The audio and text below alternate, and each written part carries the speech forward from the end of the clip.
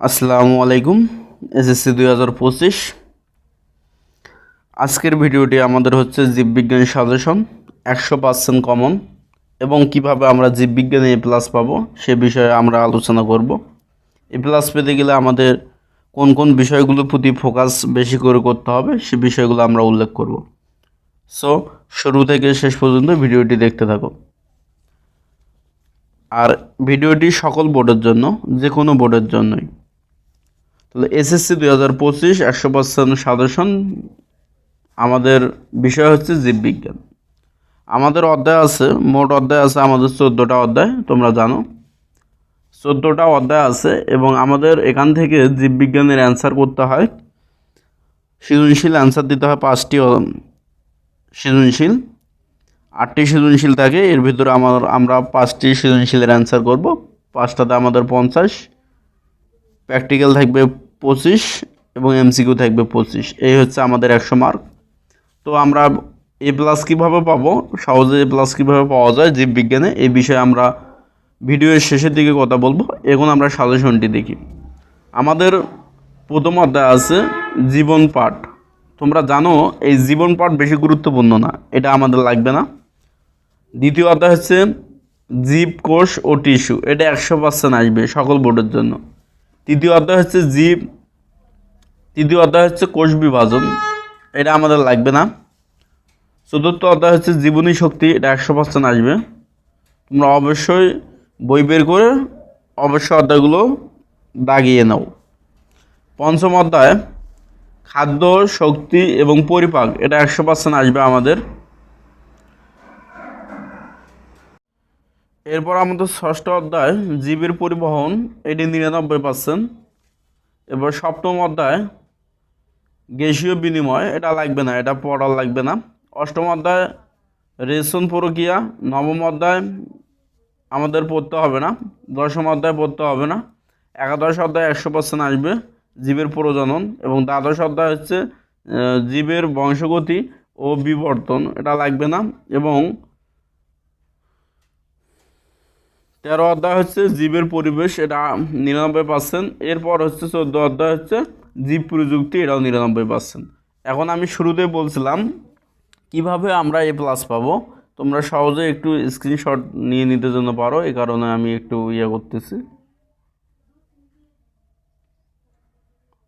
দেখো তোমাদের স্ক্রিনশট তোমরা নিয়ে নিতে পারো।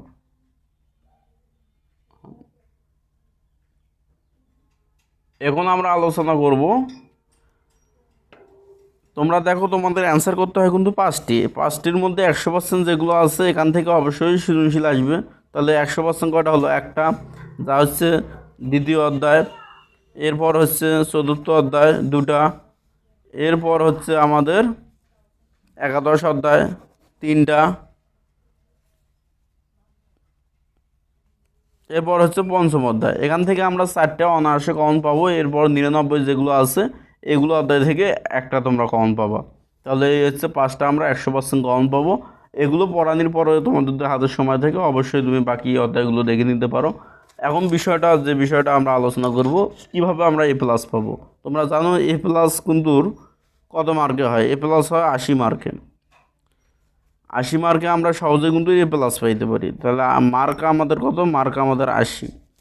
আমাদের পরীক্ষার মার্ক, মোট মার্ক কত থাকে? মোট মার্ক যেটা থাকে সেটা হচ্ছে 100 মার্ক। তাহলে 100-র ভিতরে কীভাবে জীববিজ্ঞানে আমরা 80 পাবো?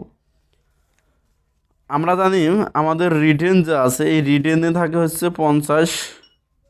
এরপর এমসিকিউ থাকে হচ্ছে আমাদের 25 এবং প্র্যাকটিক্যালে থাকে আমাদের কত? 25। তাহলে এই মোট নাম্বার হচ্ছে আমাদের 100। তাই এখান থেকে আমরা কিভাবে A+ পাবো? তোমরা দেখো, তোমরা যদি একটু রাইটিংয়ে যদি ভালো করো, রাইটিং যে 50 আছে, 50-এর ভিতরে স্যার কখনো 50 দিবে না। 5টা সৃজনশীল যদি আমার এই সাজেশন থেকে যদি তুমি পড়ে থাকো ভালোভাবে, তাহলে 5টায় তুমি কম পাবা। আর 5টার মার্ক থাকে 50 পাবা না। 50-এর ভিতরে তুমি স্যার তোমাকে কত দিতে পারে? 44 দিতে পারে, 44-42 দিবে। আচ্ছা 44 ধরলাম, 50-এর ভিতরেও 44। এবং প্র্যাকটিক্যাল, পিতে প্র্যাকটিক্যাল বোঝালাম, প্র্যাকটিক্যাল 25, প্লাস ছাত্র 25-এ 25 দেবে না, স্যার অনায়াসে কিন্তু এখান থেকে তোমরা জানো অনায়াসে স্যার কত দেবে। তাহলে আমাদেরকে প্র্যাকটিক্যালে যে এটা দেবে, আমাদের প্র্যাকটিক্যালে এখান থেকে 25ও দেয়, 25-এর মধ্যে 25 না দিয়ে 24 দেয়, 22 দেয়, 23 দেয়। আচ্ছা আমি ধরলাম হচ্ছে 24, প্র্যাকটিক্যালে কত পাইলাম 24। এরপরে আমরা যে এমসিকিউ, তোমরা জানো জীববিজ্ঞানের যে এমসিকিউ আছে এগুলো খুব কঠিন হয় এবং মনে থাকে না। রিভিশন দেওয়ানোর পরে শুরু থেকে শেষে রিভিশনে আসতে প্রথমের দিকেরগুলো মনে হারা যায়, অনেক কঠিন। এমসিকিউ 25-এর মধ্যে ধরলাম 12, তাহলে এখন দেখো আমাদের মার্ক কত হয়।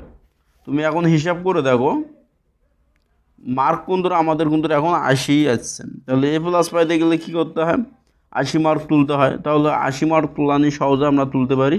আমরা রাইটিং 5টা সৃজনশীল আমরা কমন পাবো এবং সুন্দরভাবে লিখবো, সেটা হচ্ছে 44, প্র্যাকটিক্যালে আমরা 24 এবং এমসিকিউ হচ্ছে 12।